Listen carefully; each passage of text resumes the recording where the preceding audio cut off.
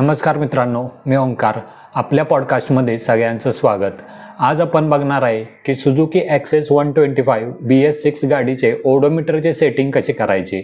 एकच बटन येतं यामध्ये, त्याद्वारेच आपण सगळं सेटिंग करायचं असतं. Trip A, trip B, time कसं सेट करायचं, फ्युएल लेवल इंडिकेटर कशी ओळखायची, ते ब्लिंक करू लागलं म्हणजे त्याचा काय अर्थ आहे, त्याचबरोबर बॅटरी लेवल कशी ओळखायची, त्याचबरोबर ऑइल चेंज इंडिकेटर येत असेल तर तो कसा घालवायचा, ऑइल चेंज इंडिकेटर सारखा येत असेल तर त्याचा इंटरवल कसा वाढवायचा, त्याशिवाय काही स्पेसिफिक एरर येतात म्हणजे FI एरर ब्लिंकिंग येते, त्याचबरोबर चेक इंजिन लाईट येते, ती कशामुळे येते, ती कशी घालवायची हे पण आज आपण बघणार आहे.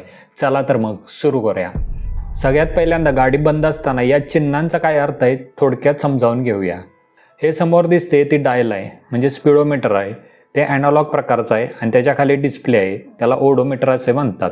आणि हे शेजार आहे ती बटन आहे, याच्याच साहाय्याने आपल्याला सगळ्या सेटिंग करायच्या आहेत. वरती हे दिसते लेफ्ट साईडला आणि राईट साईडला दोन बाण दिसत आहेत, ते इंडिकेटरचे बाण आहेत, लेफ्ट इंडिकेटर आणि राईट इंडिकेटर. त्याच्या खाली आहे ती इंजिन लाईट आहे. इंजिनमध्ये जर काही प्रॉब्लेम आला तर ही लाईट लागते भगव्या किंवा रेड कलरमध्ये असते ही. त्याचबरोबर त्याच्या खाली अप्पर डिप्परसाठी लाईट असते, ती गाडी चालू केल्यानंतर दाखवतो तुम्हाला.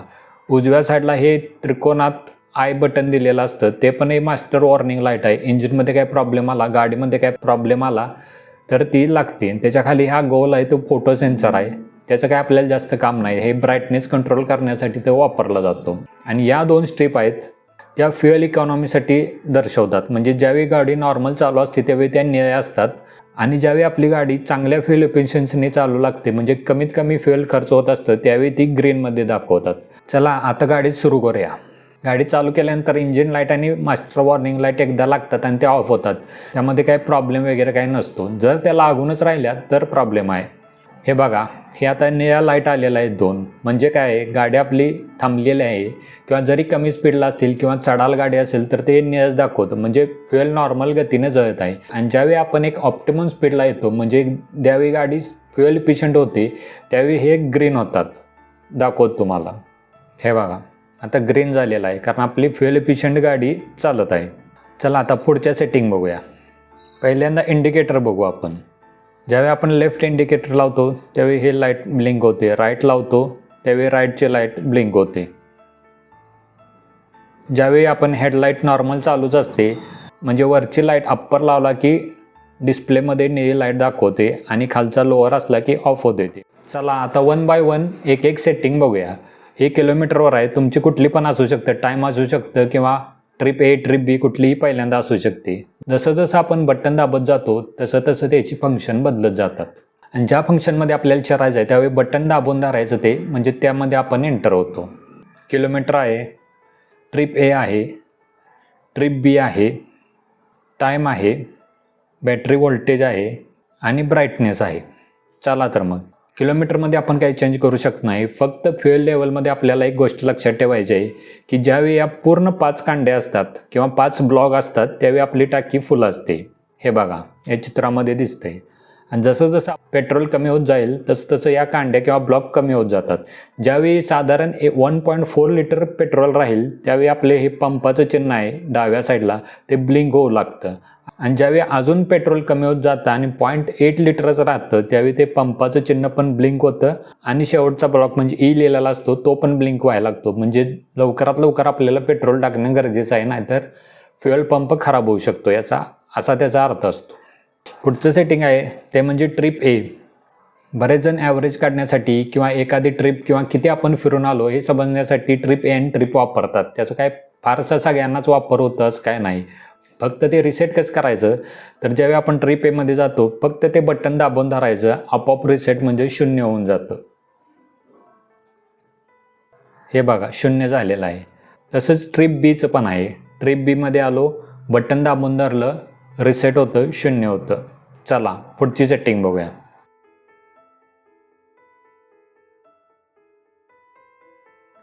आता हे महत्त्वाचं घड्याळाचं सेटिंग आहे म्हणजे वॉच टाईमचं सेटिंग आहे.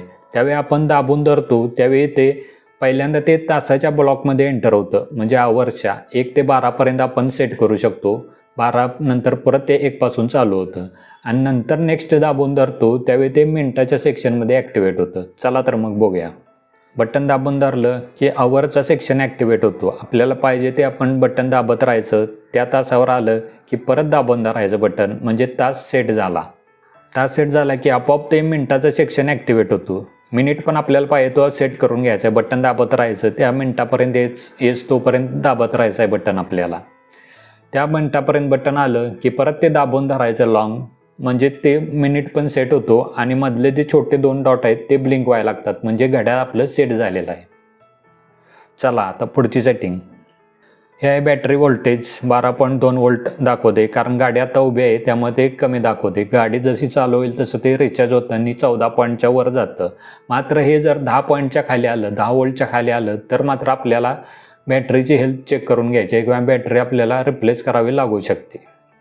आता पुढचं सेटिंग आहे ते म्हणजे ब्राईटनेस. हे ब्राईट म्हणजे काय, ब्राईट डिस्प्ले म्हणून लिहिलेलं नाही, ब्राईटनेसचं शॉर्ट फॉर्म आहे ब्राईटनेस. त्याच्यामध्ये आपण बटन दाबून धरलं की एंटर होतो. त्यामध्ये 3 लेवल आहेत, हाय, मीडियम आणि लो. आपल्याला पाहिजे ते आपण सेट करून घ्यायचे. मी हायेस्ट ठेवतो. तसं आपण लो, मिड आणि हायमध्ये एवढा पण काही जास्त फरक पडत नाही. पाहिजे ते आपल्याला आलं की बटन परत दाबून धरायचं, सेट होतं ते. आता नेक्स्ट सेटिंग आहे ते म्हणजे बऱ्याच जणांना ऑइल चेंज असं लिहिलेलं दाखवतं, म्हणजे ते जात नाही लवकर. तर ते कसं घालवायचं, तर त्यासाठी काय करायचं, गाडी पहिल्यांदा आपली बंद करायची. गाडी बंद करायची आणि हे वरचं बटन आहे ते दाबून धरायचं 2-3 सेकंद आणि परत गाडी चालू करायची. बटन सोडायचं नाही. थोड्या वेळाने हे ऑइल चेंजचं लिहिलेलं असतं ते ब्लिंक व्हायला लागतं आणि 2-3 सेकंदानंतरच ते जातं पूर्णपणे. आणि बऱ्याच जणांना कंपनीनं पहिल्यांदा कसं 500 किलोमीटरवर सेट केलेलं असतं, त्यामुळे दर 500 किलोमीटरला ते येत राहतं किंवा दर 1000 किलोमीटरला येत राहतं. ते घालवायचं असेल तर आपण इंटरवल पण बदलू शकतो, म्हणजे 500 पासून 4000 किलोमीटरपर्यंत आपण सेट करू शकतो. त्या पूर्ण झाल्यानंतरच ती ऑइल चेंज असं इंडिकेटर येतो आपल्याला. तर ते कसं सेट करायचं, तर ज्यावेळी आपण किलोमीटरमध्ये असतो त्यावेळी हे बटन दाबून धरायचं. हे बघा, हे ऑइल चेंज इंटरवल ॲक्टिवेट झालेलं आहे. आता जसं आपण बटन दाबू शकतो, म्हणजे 500 पासून 4000 आपण सेट करू शकतो. मी 3000 करतोय. त्या 3000ला आलं की बटन दाबून धरायचं, आपोआप ते सेट होऊन जातं, म्हणजे सारखं परत ऑइल चेंज इंटरवल येत नाही. साधारण 6 महिन्यातून एकदा किंवा 2000 किलोमीटरला सर्व्हिस चेंज करून घेतलेली चांगली, म्हणजे ऑइल चेंज केलेलं चांगलं. याच्यावरती जास्त विसंबून राहू नये. आणि बऱ्याच जणांना थंडीच्या दिवसामध्ये विशेषतः अशी एरर दाखवते. हे बघा, FI एरर दाखवते, ब्लिंक होते. म्हणजे जे काही तुमचं फंक्शन ॲक्टिवेट असेल, म्हणजे काही जणांचं टाईम असेल, ट्रिप ए असेल किंवा हे किलोमीटर आहे, त्याच्याबरोबर ही FI एरर ब्लिंक होत राहते. आणि त्याचबरोबर डाव्या साईडला इंजिन लाईट पण येते. याचा अर्थ आपल्या बॅटरीमध्ये काहीतरी प्रॉब्लेम आलेला आहे किंवा फ्युएल पंपमध्ये किंवा फ्युएल इंजेक्टरमध्ये प्रॉब्लेम आलेला आहे. शक्यतो BS6 गाड्यामध्ये बॅटरीचाच प्रॉब्लेम असतो, त्यामुळे बॅटरी चेक करून घेणे चांगले. त्याशिवाय ही FI एरर जात नाही. याच्यावर आपण एक डिटेलमध्ये व्हिडिओ बनवलेला आहे की थंडीत गाडी सकाळी का चालू होत नाही, त्यामध्ये हा प्रॉब्लेम डिस्कस केलेला आहे. तो तुम्ही बघू शकता. वर आय कार्ड किंवा खाली डिस्क्रिप्शनमध्ये लिंक देतो त्याची.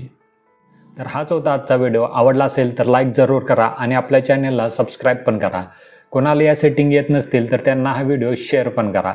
चला तर मग पुढच्या व्हिडिओमध्ये भेटूया. जय हिंद, वंदे मातरम.